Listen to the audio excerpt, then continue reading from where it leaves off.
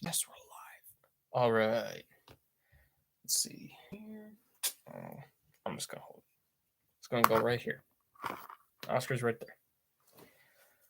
All right. Let's wait for some people to hop on here. I'm gonna give it like 5 minutes. All right, sweet. We already got somebody on here. Cool. I'm gonna give it like a couple minutes, and then I'm gonna start just to see if other people get on really quick, and then we're gonna do Oscar prediction time. Who's excited for the Oscars?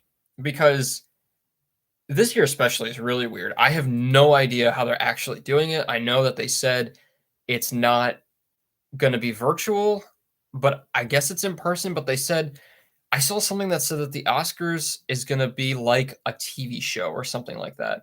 So I'm really curious to see what they're actually doing with it because I have no clue. But I'm curious who's actually interested in the Oscars this year because I know a lot of people are always really excited for it. They're always excited to see what actually happens, what the Oscars actually do. But a lot of people are always you always get those comments like, who needs to watch the Oscars? And they never get it right anyway. I mean, yeah, but I still want to watch them. So I'm just curious who's actually excited. I think you guys can comment. If you can comment, comment what your thoughts are on the Oscars this year and just in general, but especially this year because it's going to be kind of weird. So I'm excited to see what happens tonight, especially with these nominees because this was a very interesting year. There's a lot of movies in here that I'm fairly certain if we had gotten more movies last year, probably wouldn't have been nominated. It is cool that some of these smaller ones are getting nominated. That probably wouldn't have, but it's just interesting. It kind of shows you how few movies came out last year.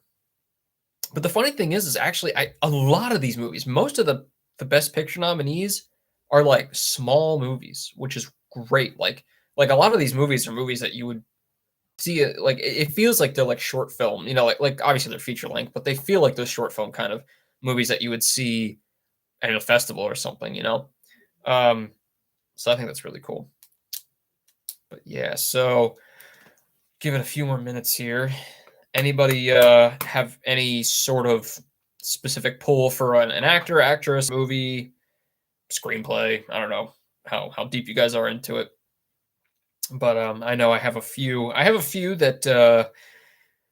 Well, if you've watched my videos, you know that I wanted some to be nominated for Best Picture that weren't, but it's okay.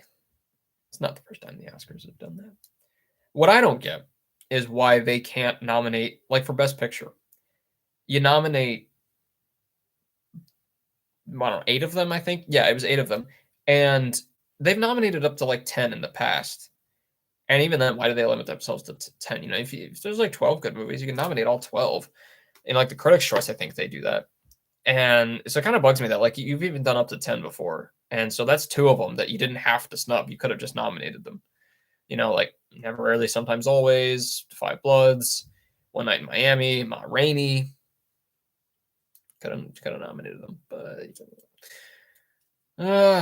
so if you're pulling for any specific actor or actress or movie tonight for any specific category, let me know. Also, if you're having any specific drinks or anything, because the one cool thing, I guess I'll show this now. I never really know which ballot to get every year. I always just kind of pick off the font, what's coolest. But this year I went with the Vanity Fair one because it actually came with bonus things. It came with like a sheet that has different drinks on it. So that's pretty cool. There's a walk on the red carpet, the nominee, the Hollywood, going for the gold, the winner, and the best. It's pretty cool. The one I'm actually gonna drink tonight is the winner. So that one was the winner between all of them. But I'm not a gin person, so I'm gonna switch it with like tequila or something. But what are you guys, if you're drinking anything tonight, what is your drink of choice? because that's always a pretty classy thing, I guess, to talk about. I don't know. Just crap on the Oscar. Like the red carpet. That's the like. What are you drinking? Who are you wearing? I don't know. I don't know. Red carpet's weird. All right, we'll give it like 1 or 2 more minutes, I swear, and then we'll actually start this. I'm also slightly stalling because I still have a few more. I'm trying to, as always, I'm indecisive as anything. And this one's super hard this year. I was talking with some people. I was talking with Jared Smarco, and there's just not a lot of categories where there's a standout person, or even like one or two of them. There's a few, but there's somewhere like it really could go to anybody. Um, and so it's really hard this year. So there's going to be a few that I'll be honest, I probably won't actually pick while we're here. I'll probably narrow it down to like one or two because after this I still have like 2 hours, I think. So I want to beat my record, but I'm not feeling it this year, which you never know with how luck works. The year I don't feel it is probably the year I beat my record. I think my record is 17 out of 24, but now there's only 23 categories. That's really interesting. What do you think about that too? That they put the sound mixing and sound editing together for just best sound. I think it's interesting because there's definitely two elements to those, and they're different, but it's really hard to tell just as a listener, as a viewer, unless you really work in sound. So I think having best sound is fine because, it all comes together to be one master audio, once the movie starts. So different processes, but kind of the same in result. All right, let's do it. So I'm just going to try to go through the main ones. All right, yeah. So I'm not gonna right here do like documentary short, documentary, and animated short, just because I'm still sort of looking some of those up. I really wanted to watch them this year. I didn't even get to like actually watch all the Best Picture nominees till yesterday. I finally watched Minari, and I was gonna do my review for today, but it would have been too fast. I wouldn't have given it the time it deserves. So I'm actually going to put that out this week, and yeah, but just quick thoughts on Minari, or at least my overall. I definitely think it would be one of the best pictures. So that is pretty promising. So let's start live action short. So I looked some of these up. Again, I wanted to actually watch them. I just didn't get to. But live action short, after looking up the synopsis of all of them, and it's terrible to base it off the synopsis, but synopsis and trailers and all. I'm gonna put Two Distant Strangers. That just seems very timely, really relevant, and a really interesting idea. A really great take, like twist on the whole stuck in a loop thing, which has been done all the time. But this one, I think it's a really great idea to have for this new take on the same kind of premise that we usually see. For visual effects, as much as I don't want to, I'm gonna say Tenet. And it's probably gonna win. I mean, the one and only Ivan, Mulan, Midnight Sky, Love and Monsters. I don't think they're as well known. Mulan would probably, as far as I know, would be the one to probably rival that, but I'm not quite sure. I didn't actually see any of the others, but I did see Tenet, and Tenet's, if it has one great thing about it, it is its visual effects. That was amazing. So tonight, when they say and the Oscar goes to Tenet, I might cry, but I'm just kidding. I will. So for best sound, I'm just kind of going up backwards here. It can't not go to Sound of Metal. That would just, when you had the two sound ones, it's like, okay, maybe you would get one, but another one would get the mixing or editing. But when it's just best sound, it has to go to Sound of Metal, not just because it literally is about sound and how sound in the title, but because the drumming and everything that is pretty, I don't want to say standard, but for a movie like that, that's standard. But it was like the feedback, everything he heard or didn't hear, how mumbled it was, the mixing for the feedback, it was incredible. Everything they did with not only the script but with the actual sound to bring that to you was amazing. So that's got to be Sound of Metal. Okay, this is where I started to get stuck. Production design. You know what I'm going to do? I'm going to go through the ones I already no, because I want to get to the big ones last. So I'm going to bite the bullet and I'm just going to go for it. Production design is between The Father, Ma Rainey's Black Bottom, Mank, News of the World, and Tenet. I think because The Father production design is very important. It is based off a play and it takes place in most of one location, so it is very important. Ma Rainey's Black Bottom and Mank have that historical period kind of element to it. So it's really weird trying to pick between those, but I think if I have to choose, I think it would go to Mank. Mank, I think, is going to take a lot of the technical visual stuff. Story-wise, probably not so much. The technical and visual stuff, it's probably going to take a lot of that. Makeup and hairstyling. Another one I was very stuck on. I think this one's between Emma, Hillbilly Elegy, Ma Rainey's Black Bottom, Mank, and Pinocchio. And I think because Ma Rainey, when I think of the hair and makeup, I think of Ma Rainey, that actual character. That's the one that has the most standout, makeup and hairstyling. Mank, however, had a lot of them, lots of hairstyles. I guess a little bit of makeup. So I'm kind of tied between the two. If I had to pick, it would probably I want to say Ma Rainey just because of literally Ma Rainey's character. But everything that I don't completely decide on, I will let you know in the comments later what I actually did decide on. But I'm between those two. I'm feeling it's just a gut feeling from Ma Rainey. You know how sometimes you're like, this one would make more sense, but this one's my gut feeling. So who knows? Editing. This one's really tough because The Father has to be very specifically edited for the story. Promising Young Woman had a lot of, and Trial of Chicago 7 both had a lot of very quick edits, and a lot of edits that, especially for Promising Young Woman, give you a very specific tone. And then Sound of Metal, obviously the sound and the editing sort of go together on that. But I think if I had to choose, it would be between The Father and Trial of Chicago 7.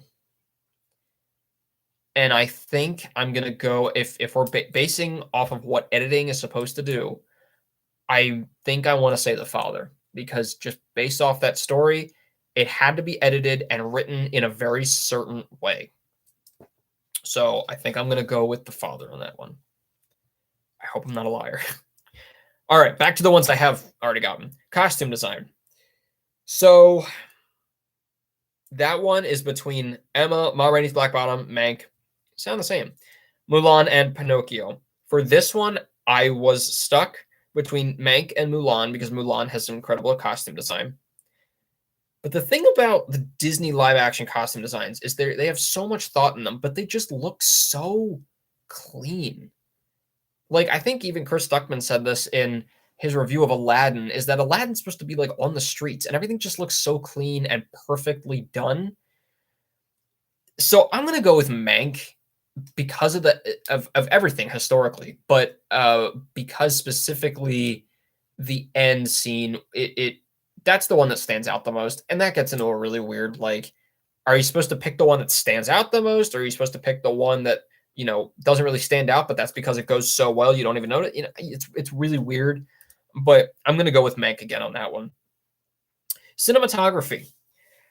I said this when I saw the nominees, but I was very surprised at what they chose because a lot of it felt like the cinematography was pretty regular, but nothing that stood out so much to me.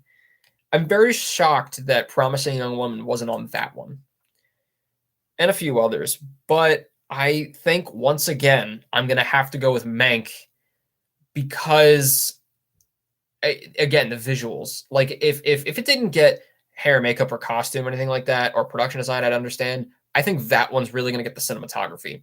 If it's not that, it's going to be Nomadland for sure. But I think Mank's going to pull that one out just because of the technical side. All right, up to original song. I am stuck between two on this one. Between Fight for You from Judas and the Black Messiah and Speak Now from One Night in Miami. I've listened to both of them. And it's again one of those things that you have this kind of gut feeling um, about one or the other. I think this is one that I'm going to pick later, and I'll tell you guys in the comments below. I think I want to say Speak Now.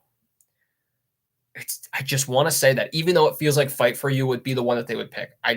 So I'm going to let you know for that one. Original score, though, I do have one. A lot of these scores are really great. News of the World obviously is a very cool score because it's Western, so they really tapped into that. Soul and Mank, weirdly enough, are kind of okay. Soul is good. It's just a regular piano. It sort of goes more with the movie, which obviously is what a score does, but I think it should work on its own too. Mank, weirdly enough, I listened to like one of the main themes. It's 11 minutes long, and it doesn't really get into any of that actual 20s jazz till like 2 minutes to the end, which is really interesting and kind of weird, considering that's something that really pulls people in. But I think, and Defy Bloods was awesome as well. It had that very big war theme kind of score. But I think the one that really, I mean, I've only heard this like a few times, and it is a very emotional score, is Minari. And like, I loved it. It's just a beautiful score. It's very simple, but it is beautiful. And I think it's the one that packs up most of the punch. So I'm going to say Minari for that one. Documentary feature, like I said, I'm going to skip over that for now. I want to look them up a little bit more later. But again, I do, if you didn't watch my review when I mentioned this, I do want to mention Crip Camp. Somebody that I know in the industry, Maja Feeney, actually worked on that. So that's pretty cool. She's in Baltimore right now. So that's really awesome. Animated feature, I mean, it's got to be Soul. Onward was awesome. I loved Onward. And I've heard that Wolfwalkers actually is really good. But Soul blew me away. And it's Pixar. It's Pixar. I always get those mixed up. Jared's gonna kill me when he watches this because I always get them mixed up. But it definitely it's gonna be Soul. It has to. If it's not Soul, I will quit film. That's a lie. But it's gotta be Soul. International feature. I don't want to say that I'm picking another round because it's the other one that's it's the only one that's nominated for something else. But like, I've heard a lot about that one. It's got Mads Mikkelsen. It's obviously nominated for Best Director as well. It's the one I've heard most about. And I think, actually, no, just kidding. Collective is nominated for 2 as well. It's nominated for documentary. But I think Another Round's the one that's going to take that one. I've heard most of the talk about that one. Adapted screenplay. This is weird. Adapted and original screenplay are very weird this year because I don't know their basis for them. There are some, like the historical dramas, Judas and the Black Messiah, Trial of the Chicago 7. Those are an original, even though they're based off of real events. But then, like, Borat subsequent movie film is an adapted, even though it is based off sort of real events, but it is more narrative and made up. So I'm kind of confused. I don't know. But I think that the one that is the best screenplay, that, like editing, has to be so specifically written. And not only was it very specifically written and like you have to puzzle it together just so, but it also was incredibly emotional, was The Father. I still have like all the other One Night in Miami had, I loved that. I loved that movie. Like how their dialogue and, what they were saying to each other and the, how they were able to make such tense moments, even just like in 1 or 2 spaces, the whole movie. But I think The Father, in terms of a screenplay, in terms of little moments, I think it was just super well done. Original screenplay, I was stuck between, I think it was Minari and Judas and and Trial of the Chicago 7. I'm going with Trial of the Chicago 7 because it is Aaron Sorkin. Because Aaron Sorkin's writing is like a drug. It is quick and fun and addictive, and it makes things that are could be dry really interesting. Like The Social Network shouldn't have been that. It definitely was interesting, but because of Aaron Sorkin's writing, it made it even more intriguing to watch. I don't want to keep saying interesting. So I'm going to go with Trial of the Chicago 7 on that one. because the screenplay was great. I was into it the whole time. I am not a court drama type of person, but it was really, I watched that movie twice. Like, it was really powerful. Okay, into the big ones. This is where it gets hard. Actress in a supporting role. I think it is between, even though Amanda Seyfried was the one who was getting a lot of talk at first, I think Olivia Colman and Yoo Jung-yoon are both in there, and I think battling it out. But whereas Olivia Colman had all of the emotion, and she did an amazing job with that. And this obviously is just based on like what character is given to them. I think that Yoo Jung-yoon, she had both the comedic aspect and she pulled out the emotional aspect towards the end of Minari. And while I actually was slightly annoyed by her character at first, I came to love her at the end. And I mean, there's even annoying parts with her throughout, but I came to love her throughout, like the end. She just, scenes with her, especially towards the end, were so emotional. I almost cried, to be honest with you. So Yoo Jung-yoon for Best Supporting Actress. Actor in a supporting role.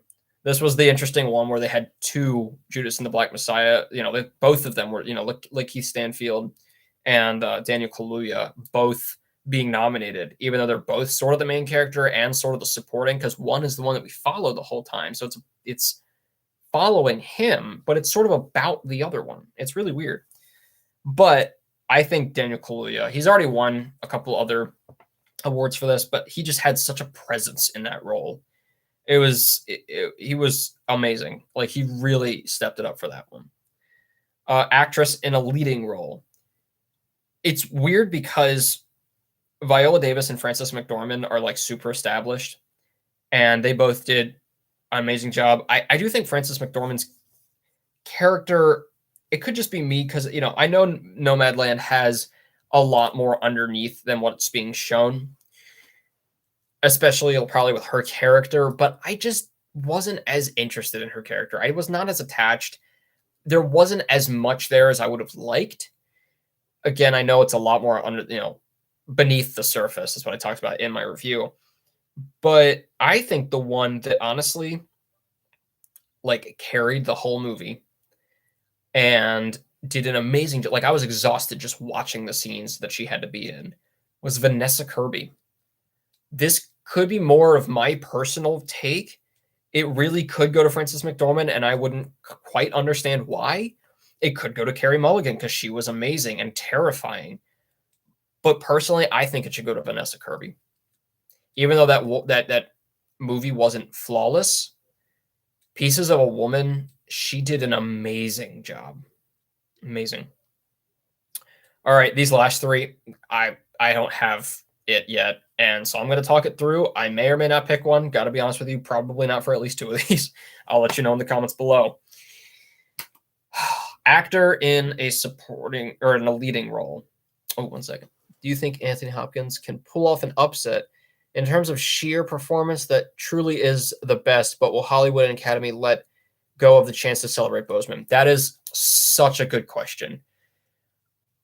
So this is what I'm seriously stuck on with this category, because one, Anthony Hopkins did an incredible job. My favorite performance ever from him, including Silent. Let me not talk before I think, but it's up there. Chadwick Boseman, obviously, it's very hard with all these other roles. If it was like more, if it stood out more, it wouldn't be as hard.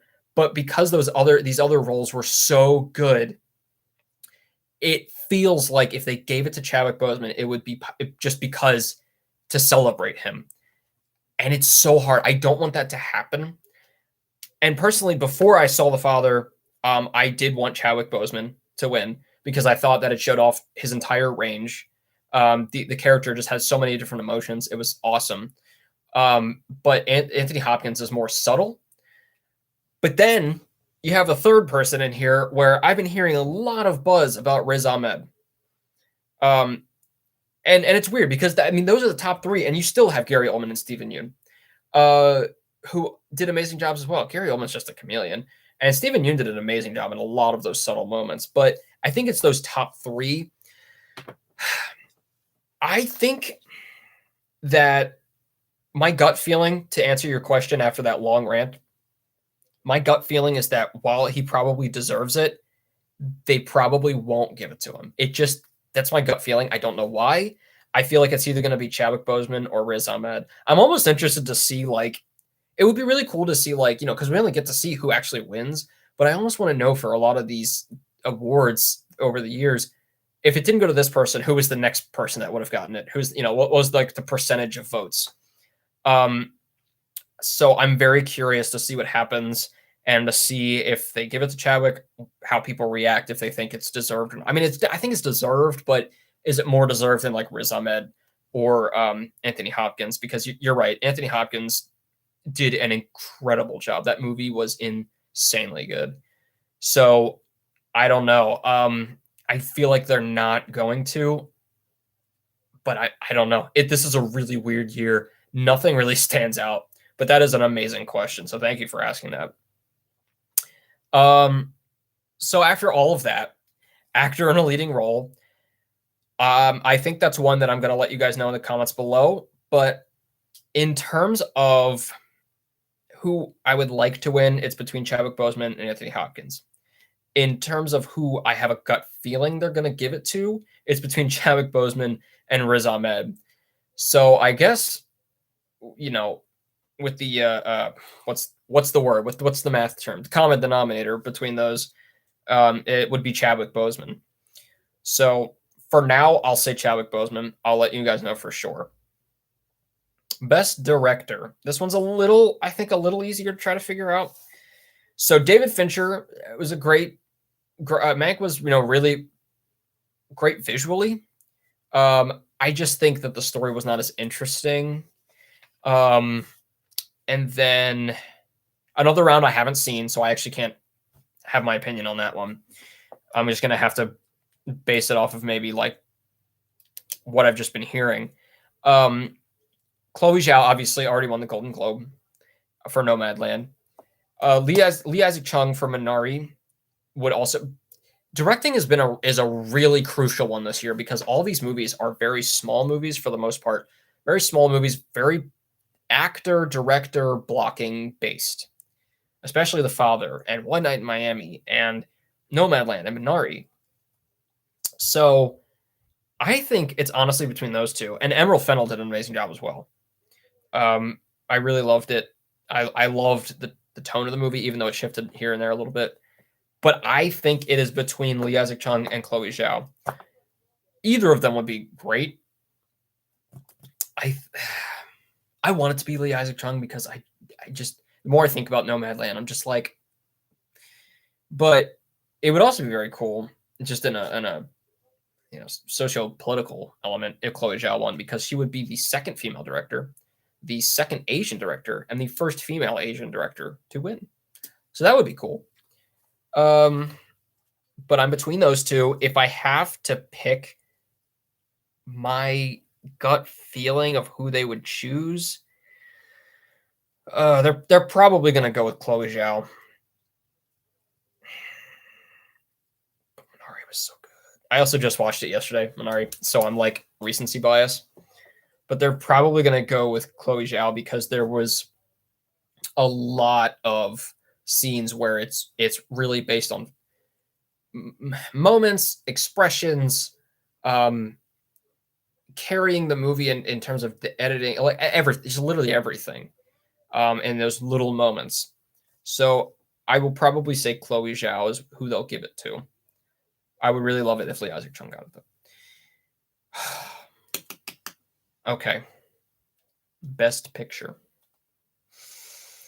This one's interesting because got another question. There truly must be a buzz around Hopkins because I read somewhere that the Academy is trying to set up a connection at his place in Wales and they want him to attend as he has been a no-show on circuit. That's interesting.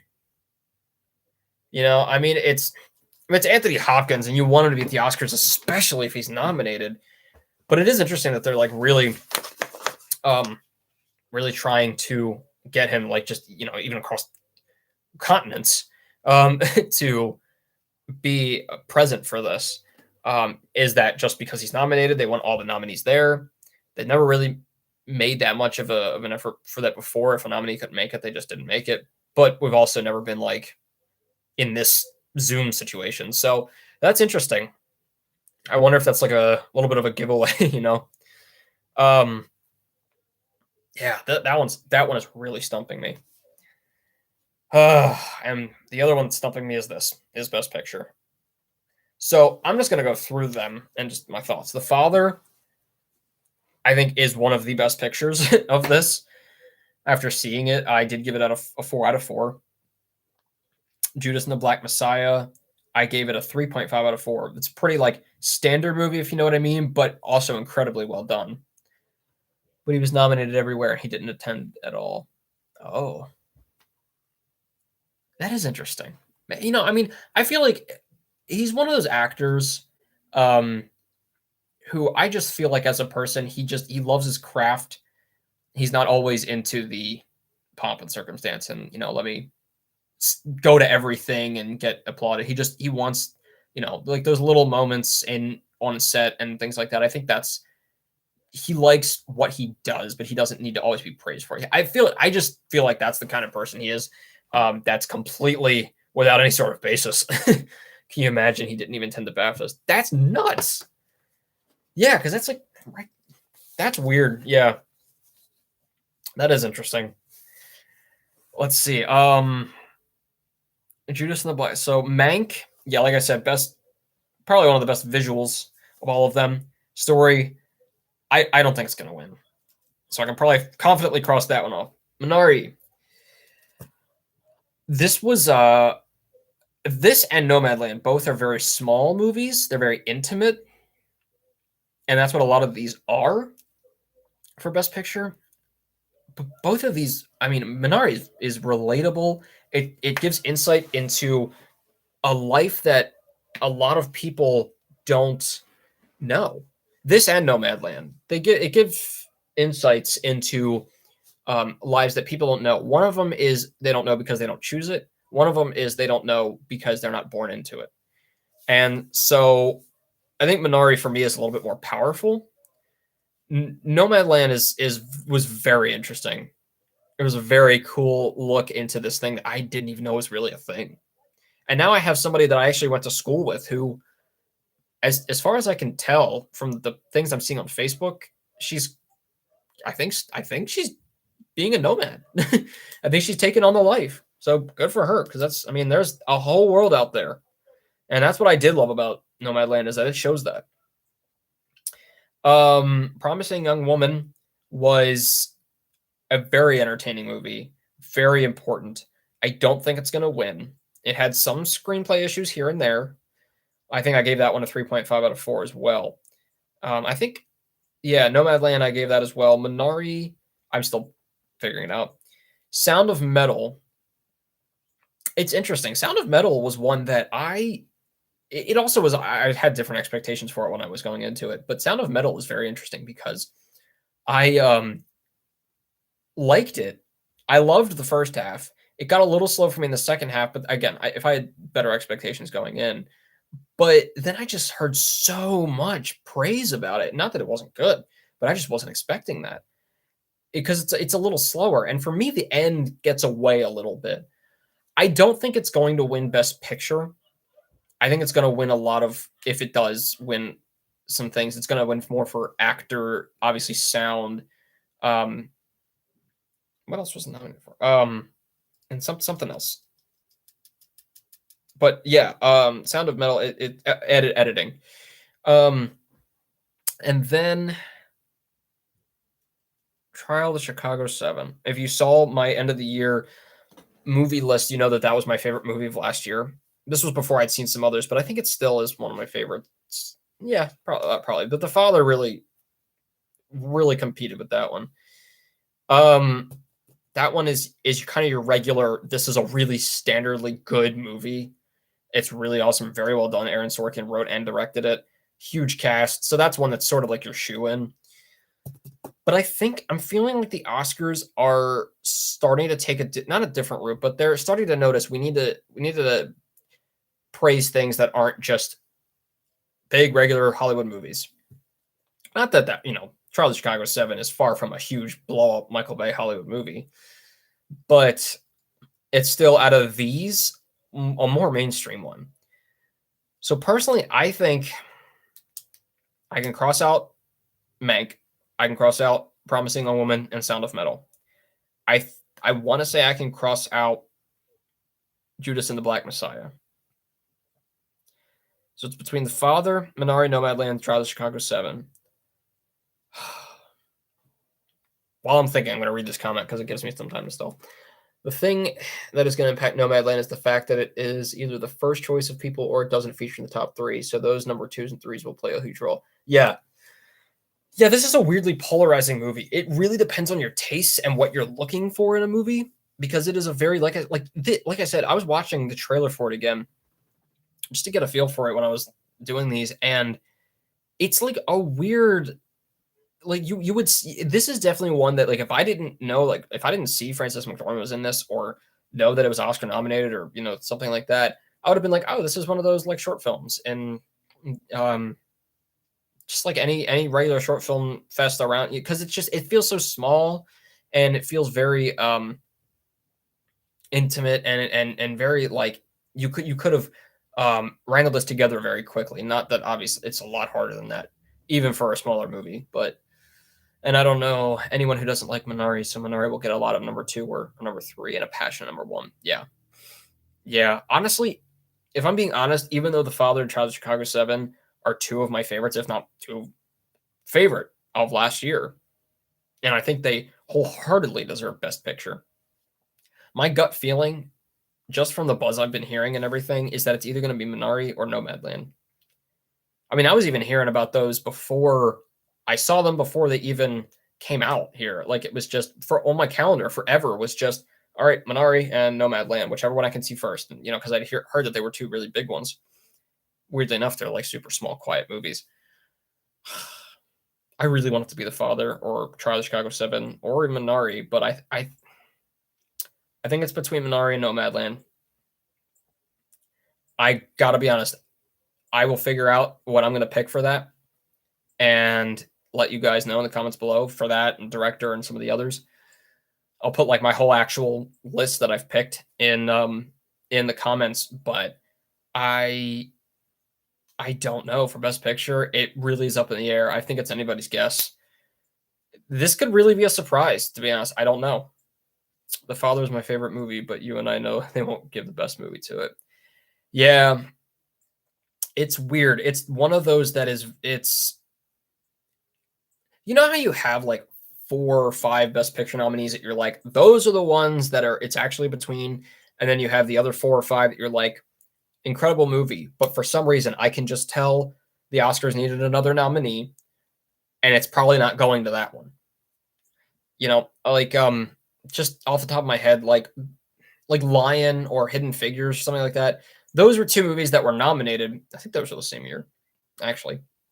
Those are 2 movies that were nominated that I just knew in my gut, like, that's probably not going to win. Or like Hell or High Water, something like that, where it wasn't as prominent. But then again, I've been surprised. I would never have guessed that The Shape of Water would have won Best Picture over, like, what was it? Was it over Get Out and Lady Bird and Call Me by Your Name and I think 3 Billboards? I love the look of that. Like I said before, I love everything about The Shape of Water except the actual plot and like movie. But technically, it's so gorgeous. But anyway, that's my Shape of Water rant. But yeah, and Dunkirk. Yeah, Dunkirk was another one that it's nominated for a lot of like technical stuff. And even though it was nominated for Best Picture, you know it's probably not going to be. And it's weird thinking about Best Picture because what even encompasses that? Because you've just given different awards to different movies for all these different categories, and now you have to put them together and pick only one. It's really weird when you think, all right, Best Picture, like as a whole, what was the best? It's really, really interesting. Of course, unless it's like Mad Max Fury Road, which takes everything except for Best Picture. But yeah, I think it's definitely between Minari and Nomadland in my gut. This is a really tough one. I have talked a lot and said nothing. So this has been my indecisive Oscar ballot predictions. Let me know what you guys think in the comments below. Um, this one's really hard. I will let you know as well what my full list is for all of my actual picks. And yeah, and after the Oscars are over, I'm also going to do, obviously a reaction, but you can also put in the comments here or in that video, or if you're scoring, what did you guys score? What did you, think of the Oscars, how they were doing it? But that'll all come in another video as well. So yeah, just put in the comments below what you think might win, what you're pulling for. Thank you for all the really great insights and questions. That was really great. If Trial of Chicago 7 wins Best Picture, it'll be huge because I don't see that movie winning in any other category so far. Sorkin will lose to Fennel. Interesting.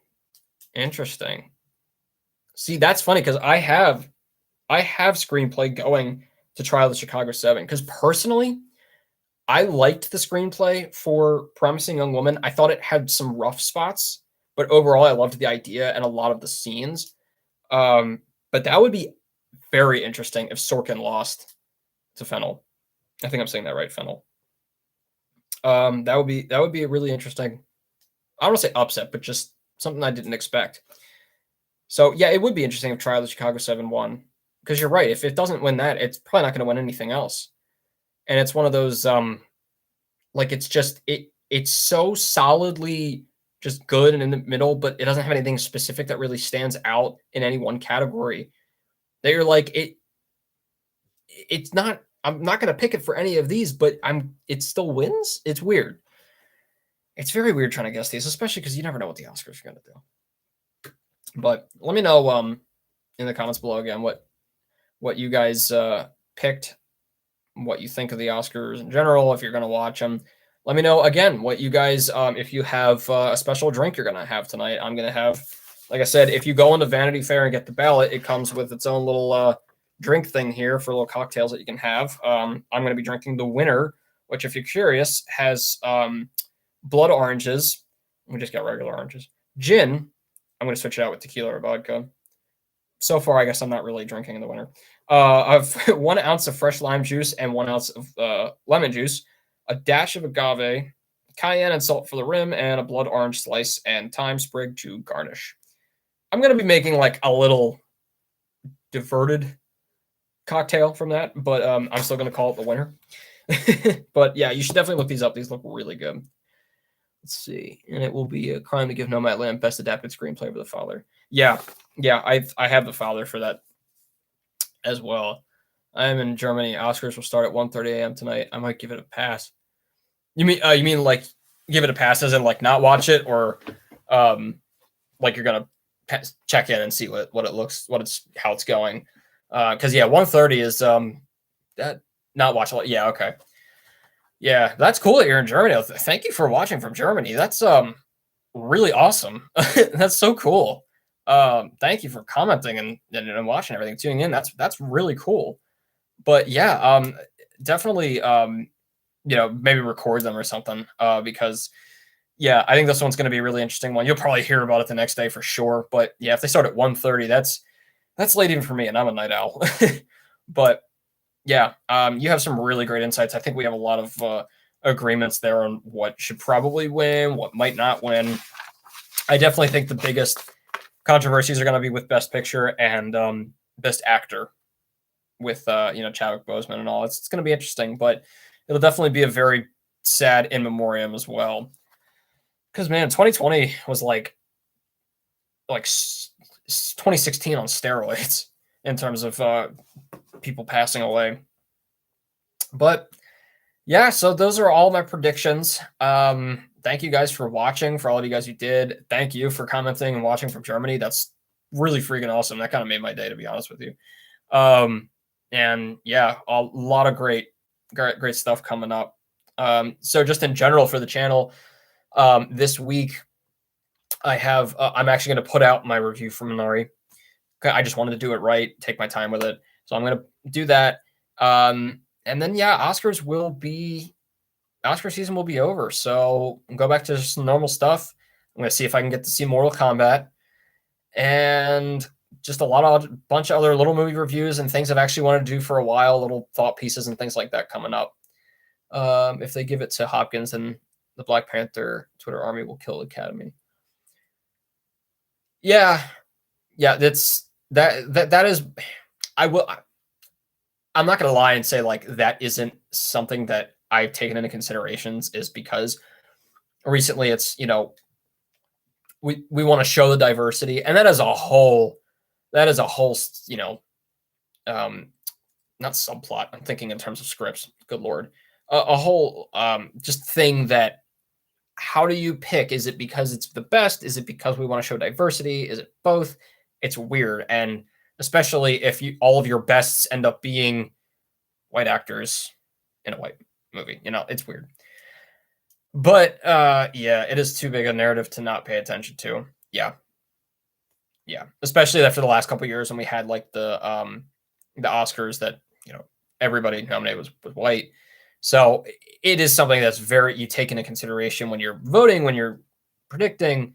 But I think at the end of the day, it really helps that we have a lot of these movies that are not only diverse but genuinely really good. So I'm very excited about that, because it won't feel like it's either things are being pushed to the side for racial issues or things are being pushed to the side because we're trying to be diverse.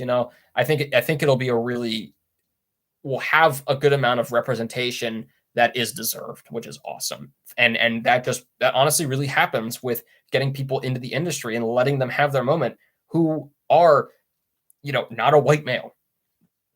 So getting people into that industry and actually letting them have that voice, which we have been doing more and more in past years, is incredible. But yeah, thanks for thank you for watching again. I'm super excited for the Oscars tonight. I'm always excited to give my predictions, even though it's a long rant that ultimately ends up in nothing because I'm indecisive. But cool. Well, I hope you guys have a really fun time watching the Oscars whenever they come on. If they come on super late, record them, or just watch the news the next day, because there will probably be a lot of news. And then definitely check out my reactions video to it. I'll probably have a ton of thoughts. And yeah, as always, keep your hopes high, your stress low, and movies right in the middle. And I'll see you guys after the Oscars are over. All right, thanks for watching, guys, and I'll see you later.